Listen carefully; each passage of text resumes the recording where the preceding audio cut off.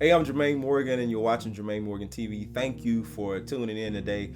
Today, I wanted to do something a little different from the regular videos that you've been checking out on this season. Hopefully, you've really been enjoying this season.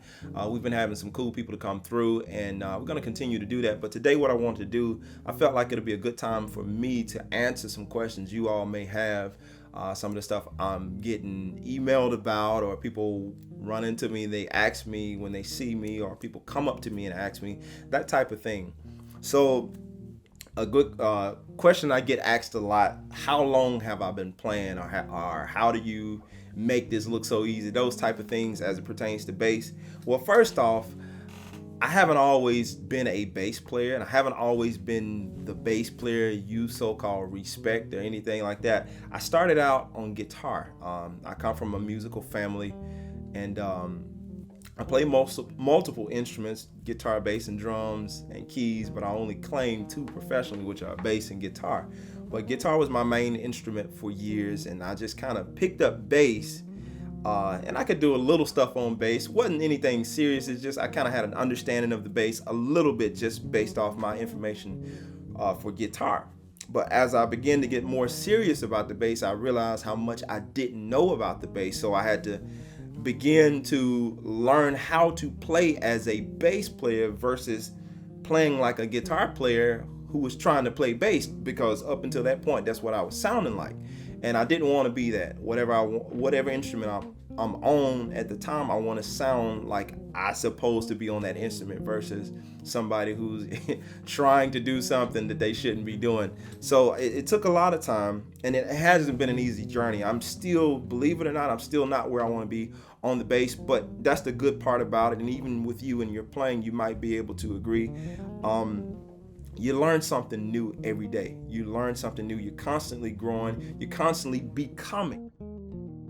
You'll never stop learning. You'll never stop growing. I don't consider myself a master on bass, but I have worked really, really hard to get where I am. It's not by me being a child prodigy or anything like that by any stretch of the imagination. So if you see anything that I'm doing and I make it look easy, it's because it's a lot of work that went behind the scenes to try to get this thing up to par, to, just to even be able to scratch the surface. For me to sound anything close to the bass players, I admire that type of thing. So it's a lot of work that goes into it, but it's possible.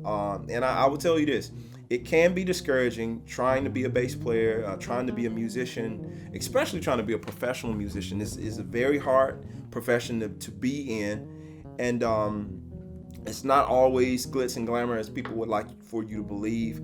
People ask me all the time who I play with or who I work with, and I try really not to make a big deal about who I've worked with. And I have worked with some named people, but to me, that's not really the important thing, because I'm more of a homebody again. I'm more of a family man, so I'm more concerned about being able to consistently work and take care of my family, more so than I am about being known for playing for an artist. Even though I've played for artists and I've traveled with artists, that's not the end all be all for me. If that's your ambition as a musician, that's good, but that's not gonna always last, because these things, they go and they come. You play for an artist for a little while, and then that's over. You might move on to a next artist, and you'll be constantly chasing after people and constantly chasing after the next big artist, if that's your thing. But if you're in it for the love of the music and you want to do it as a profession, as long as you're able to take care of the things you need to take care of, I think that's really going to be the best option for you, in terms of just doing it because you love it, not because of who you're playing for or who you're associated with.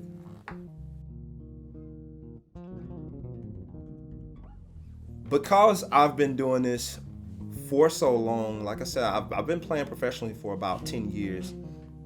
But I think the good thing about the way that I had to learn, for a long time, I actually complained about it, because it's like I wished I had known some of the things that I should have been practicing on, or I wish I had known, okay, I should be spending more time focusing on this and focusing on that. And I feel like for me as a player, I lost a lot of years, and I hear all these other amazing players, and nowadays it's like everybody is coming out of the woodwork, especially with YouTube and that kind of thing. You hear so many amazing people, and I'm like, man, I'm years behind.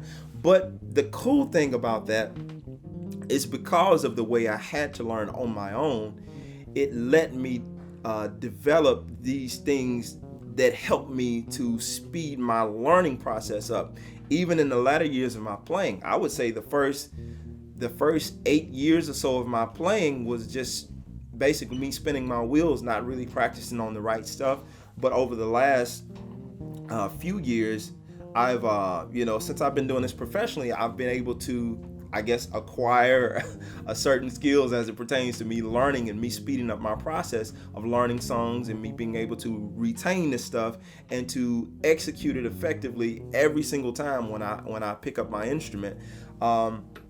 Learning stuff like the number system, something as simple as that, learning how to play licks, learning how to apply the licks to my playing, learning how to groove, learning how to play with the band, and learning how to blend in without standing out if I'm not supposed to stand out, learning how to be a side man, learning how to be a front man, all of these different things, learning about stage presence. And even that in itself, I'm just, not to give you too much of myself, but I've for years dealt with self-esteem issues for just personal reasons, and I'm pretty sure I'm not the only one. We got our own, everybody has their own little issues, and that stuff can come across in your playing. You can play timid because of those issues or these self-esteem issues that you deal with, and it can come out in your playing. You got some people who are just naturally, they just naturally own the stage, but I wasn't one of those type of people. And so for me, being able to learn how to do that and learn how to be comfortable with myself, be comfortable with my gift and my instrument, it took a while for me to do that. But because of the process that I went through, I'm able to share with other people and tell you how to do it, and show you, okay, this is what you need to do. And if you're having trouble trying to play different stuff with your playing, you want to get outside the box, you want to break through that glass ceiling, I now know how to tell people to do that. And that's the incredible thing about having to take the route that I took in order to get to where I am, or the bass player that you respect. And so, yeah, I would say these are the things that have made me who I am, and I'm very happy to share the information. I get a lot of emails and I get a lot of comments on my videos, people saying thank you for sharing this kind of thing. Well, I believe if I got it, it's worth me sharing it with you. I don't feel like I'm gonna completely give out the information, and I won't have any more licks or any more ideas. If I give these people my licks, or if I show you something, I'm not gonna have anything. You're gonna know all my secrets.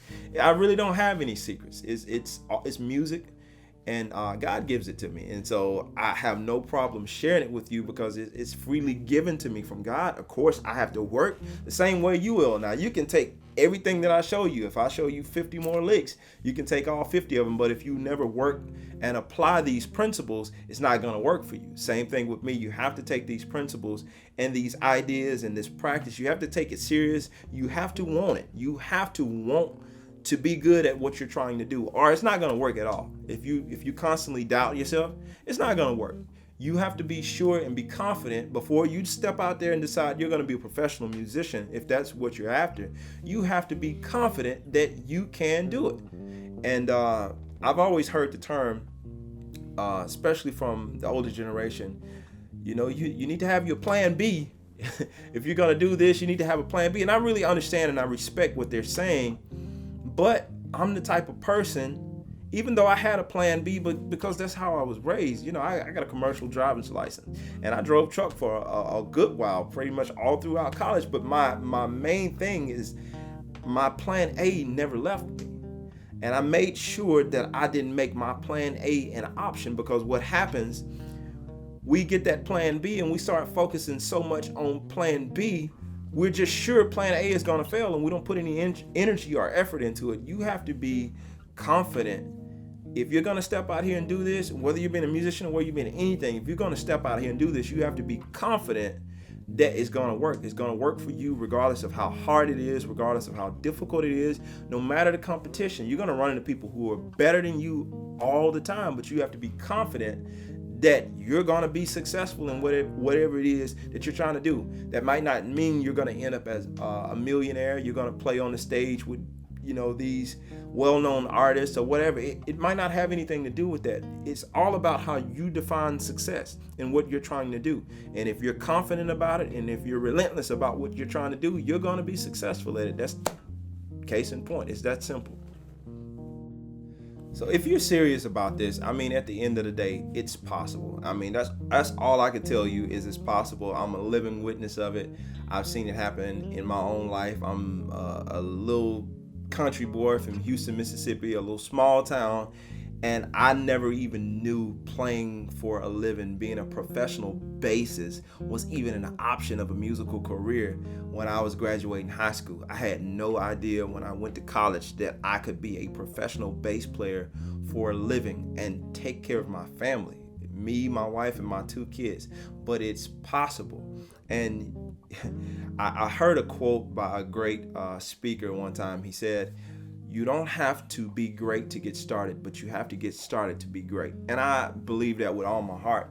I don't consider myself the world's greatest bass player, but I know I have something really special that I've worked on and that I've spent a lot of time developing. Apparently, some of you admire it out there, and I really appreciate the support and the comments that you all give me, letting me know that you do like and appreciate the gift that I have. But it all came from dedication and work, and it's constant work. It never stops. And if you're ready to take your playing to the next level, or I even hate to say that term, if you're ready to do it, if you're serious about this thing, if you want to be a professional musician, or if you just want to be the best at your craft, it ain't even about being a professional. If you just want to be the best and you want to attain or aspire to be the best at what you do just for the sake of being excellent, I'm with you. I'm with you. I'm all the way with you. And the tools are there. The tools are available for you to do that. And there is help out there that whatever you need, I mean, you can get it done. You just have to be serious about it. You have to be dedicated about it. You have to be motivated about doing it, and just go out there and do it. Just go out there and do it. Check it out. I'm not going to take up too much of your time. I appreciate you listening to me. If you got to the end of this video, type, "I got you." And I'll check y'all out on the next video. I appreciate you watching. I'll see you guys on the next video. Take care. Peace.